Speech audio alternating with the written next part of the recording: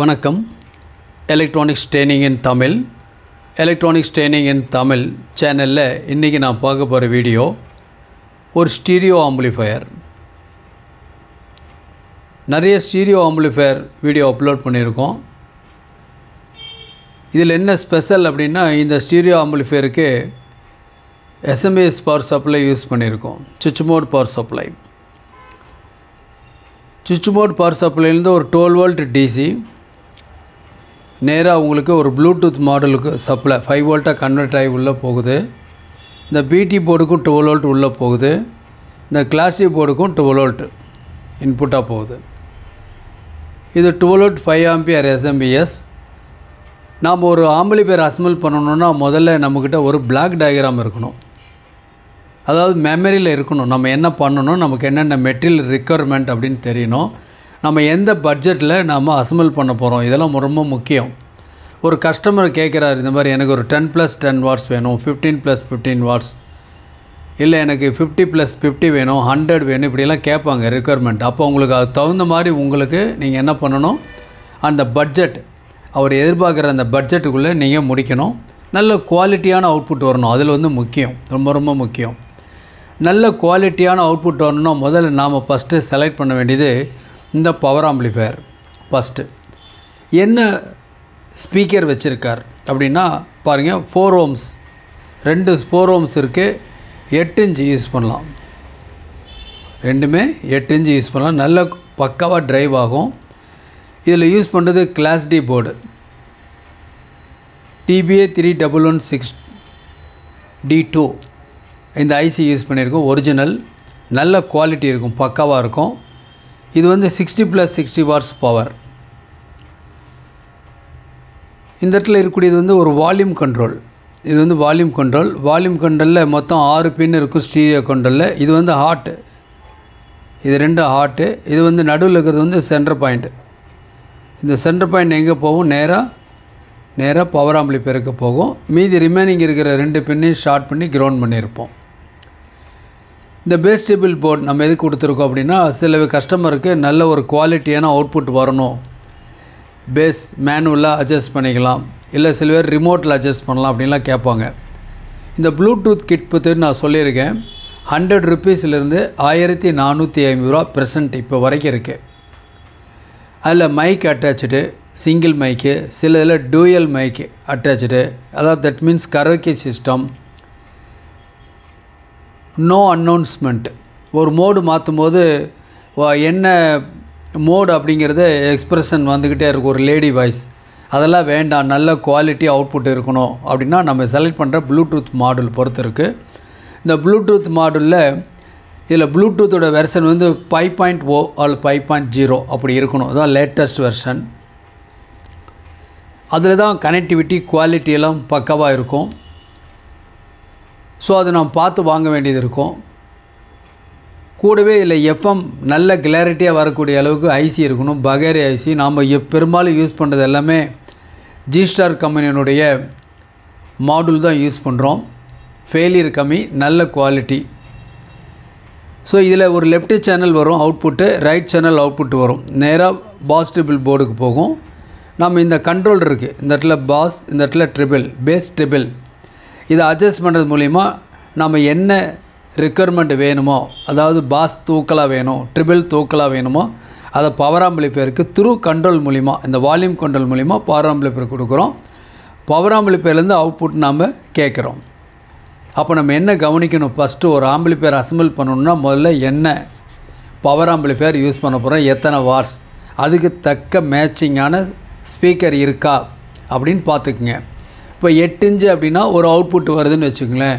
அதே 4 இன்ச் ஒரு அவுட்புட் வரும். ஓகேவா? ஸோ இன்ச்சஸ் என்ன வச்சுருக்காரு, 4 ஓம்ஸ் வச்சுருப்பார், 4 இன்ச்சில் ஸ்பீக்கர் வச்சுருப்பார், 6 இன்ச்சு, 8 இன்ச்சு, 10 இன்ச்சு இந்த மாதிரிலாம் வச்சுருப்பாங்க. வால்யூம் குறைவாக கூட வச்சு கேட்பார். ஓகேவா? ஸோ அந்த ரிக்குவயர்மெண்ட் என்ன அப்படின்னு பார்த்துக்குங்க. அப்புறம் அந்த ஸ்பீக்கரில் என்ன ஓம்ஸ் மென்ஷன் பண்ணியிருக்கு, 8 ஓம்ஸா, 4 ஓம்ஸா, 2 ஓம்ஸா அப்படிங்கிற வரைக்கும், கிளாஸ் டி பொறுத்த வரைக்கும் எந்த ஓம்ஸ் நீங்கள் பண்ணாலும் அது மேட்சிங் சர்க்கியூட்டாக மாறிக்கும். அதனால் எந்த பிரச்சனையும் இல்லை, நல்ல குவாலிட்டி ஆடியோ வரும். இப்போது 8 ohms 4 ohms இருக்குது. 8 ohmஸில் ஒரு அவுட்புட் வால்யூமோட 4 ohmஸில் வரக்கூடிய வால்யூம் வந்து தூக்கலாக இருக்கும், நல்லாயிருக்கும். அதோட 2 ohmஸில் யூஸ் பண்ணிங்கன்னா இன்னுமே அதிகமாக இருக்கும், ஆனால் ஃபெயிலியர் ஆகிறதுக்கு வாய்ப்பு ஜாஸ்தி. ஸோ இந்த பேஸ் ட்ரிபிள் போர்டு யூஸ் பண்ணி நம்ம என்ன பண்ணலாம், ஒரு குவாலிட்டியான ஒரு ஹை ஃப்ரீக்வன்சி லோ ஃப்ரீக்வன்சி வர்ற மாதிரி நம்ம அவுட்புட் கொண்டு வர முடியும். ப்ளூடூத் மாடல் செலக்டிவிட்டியை பொறுத்து தான் கெயின் இருக்குன்னு ஏற்கனவே சொல்லியிருக்கேன்.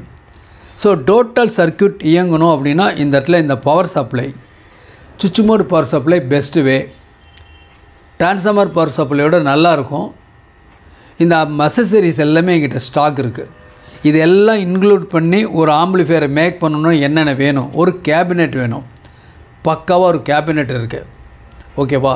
ஸோ எல்லா அக்சஸரிஸுமே எங்கிட்ட அவைலபிளாக இருக்குது. இப்போது நம்ம இந்த பொருள் டயக்ராமில் பார்த்தோம் இல்லையா, இது வந்து ஞாபகத்தில் இருக்கணும் எப்பவுமே. தென் ப்ராக்டிக்கல் பண்ணும் பொழுது நமக்கு அந்த மெட்டீரியல்ஸ்லாம் எடுத்து எல்லாம் கலெக்ட் பண்ணி வச்சுக்கிட்டு நீங்கள் அசம்பிளிங் ஆரம்பிங்க. ஃபஸ்ட்டு ஓப்பன் ஏரில் பண்ணுங்கள். தென் என்ன பண்ணுறீங்க, காம்பேக்டாக அந்த கேபினெட்டுக்குள்ளே கொண்டு வாங்க. சரி, இந்த மெட்டீரியல்ஸில் வந்து தியேட்டிக்கலாக பார்த்துட்டோம் இல்லையா, ப்ராக்டிக்கலாக இந்த மெட்டீரியல்ஸ்லாம் எப்படி இருக்கும் ஒரு தடவை பார்த்துக்கிட்டோம்னா அசம்பிள் பண்ணுறது ரொம்ப ஈஸி. ஓகே, இப்போ பார்க்கலாம். இதுதான் இந்த materials requirements. Electronics training in Tamil. Electronics training in Tamil channel மூலிமா ஆன்லைன் ட்ரைனிங் கொடுத்துட்ருக்கோம். ஆன்லைனில் basic electronics level 1 level 2 CRT TV, cellphone training, LCD LED TV, 5.1 home theatre assembling and troubleshooting, UPS, inverter, emergency light, induction stove, all SMPS. எல்லா வகுப்புமே முக்கியம்தான். என்ன பயிற்சி வேணாலும் நீங்கள் ஜாயின் பண்ணிக்கலாம். மிக குறைஞ்ச பயிற்சி கட்டணம். ஆண் பெண் இருபாலரும் பயிற்சி பெறலாம். வயது வித்தியாசம் இல்லை. யார் யாருக்கெல்லாம் எலக்ட்ரானிக்ஸில் ஆர்வம் இருக்கோ அவங்களாம் ஜாயின் பண்ணிக்கலாம். எலக்ட்ரானிக்ஸுங்கிறது இன்றைக்கி மட்டும் இல்லை, வருங்காலத்துலேயும் இது ஒரு நல்ல ஒரு பரவலாக வரக்கூடிய ஒரு தொழிலாக மாறிக்கிட்டு இருக்குது. ஏன்னா ப்ராடக்ட் வந்து அதிகமாகிட்டே இருக்குது நாளுக்கு நாள். ஒவ்வொரு வீட்லேயும் ஒரு 10 எலக்ட்ரானிக் கேட்ஜெட் இருக்கும், ப்ராடக்ட் இருக்கும். அதை சர்வீஸ் பண்ணுறதுக்கு நீங்களும் ஒரு சர்வீஸ் இன்ஜினியராக மாறணும். ஓகேவா? ரொம்ப ஈஸியான வே. என்னுடைய வாட்ஸ்அப் நம்பருக்கு கால் பண்ணுங்கள். ஆன்லைன் ட்ரைனிங் பற்றிய டீட்டெயில்ஸ் எல்லாம் உங்களுக்கு கொடுக்குறேன். விருப்பம் உள்ளவங்க ஜாயின் பண்ணிக்கலாம். தொடர்ந்து வீடியோஸ் பாருங்கள், லைக் பண்ணுங்கள், ஷேர் பண்ணுங்கள், சப்ஸ்கிரைப் பண்ணுங்கள். சப்ஸ்கிரைப் பண்ணும்போது மறக்காமல் பெல் பட்டன் ப்ரெஸ் பண்ணுங்கள். கூடவே ஆல் செலக்ட் பண்ணுங்கள். அப்போ தான் நாங்கள் அப்லோட் பண்ணக்கூடிய ஒவ்வொரு யூஸ்ஃபுல் வீடியோ உடனுக்குடன் வந்து சேரும். இப்போ நீங்கள் பார்த்துட்டு இருக்கிறது மெட்டீரியல்ஸ். நாம் அசம்பிள் பண்ண போகிறோம் இந்த டோட்டல் ஆம்பிளிஃபையர். இந்த டோட்டல் ஆம்பிளிஃபையர் இந்த மெட்டீரியல்ஸினுடைய காஸ்டஸ்லாம் இருக்குது இல்லையா. ஒரு கேபினெட் இது 200, இந்த எஸ்எம்பிஎஸ் 350, இந்த அக்சஸரிஸ் போர்டு இருக்குது பாருங்கள். இந்த இடத்துல ஒரு போர்டு இருக்குது. இது வந்து 60+60 வாட்ஸ் வித்து கனெக்டரோடு வந்துடும் இந்த கவரில். ஓகேவா? சூப்பர் அவுட்புட் வரும். இது ஆப்ரேட்டிங் வோல்ட் வந்து 12 to 24 வோல்ட் இருந்தாலும் 12 வோல்ட் கொடுத்தா போதும். நம்ம எஸ்எம்எஸ்லேருந்து அவுட்புட் கொடுக்க போகிறோம். கூடவே நம்ம ஏற்கனவே நான் சொன்ன மாதிரி இந்த இடத்துல ஒரு ஜிஸ்டார் கம்பெனியுடைய ஒரு மாடுல், நல்ல ஒரு ஃபைன் ரிமோட்டு ப்ளஸ் இதுதான் அதனுடைய module. White colour big display without announcement, hum noise distortion எதுவும் வராது. ப்ளூடூத்தினுடைய கனெக்டிவிட்டி, எஃப்எம் எல்லாமே நல்லாயிருக்கும், நல்ல குவாலிட்டியாக இருக்கும். மேனுவல் ப்ளஸ் ரிமோட் ரெண்டுலேயுமே வந்து ரிமோட் நல்ல ஒரு பக்கா ரிமோட் உங்களுக்கு பிக் சைஸில் இருக்குது, நல்லாயிருக்கும். இதில் யூஸ் பண்ணுற mains card 3 yard mains card use பண்ணுங்கள். அப்போ தான் கஸ்டமர் வீட்டில் யூஸ் பண்ணும்போது லாங்கில் இருந்தால் கூட அந்த டிவைஸை யூஸ் பண்ணும்போது சில பேர் ரொம்ப ஷார்ட்டாக 2 yard அதோட கம்மியாலாம் போட்டுருவாங்க. ப்ளக் பாயிண்ட்டுக்கு எட்டி கூட பிடிக்காது, அந்த மாதிரி இருக்கும். இது நல்ல கார்டு, திக்கான கார்டு இந்த மாதிரி வேணும்.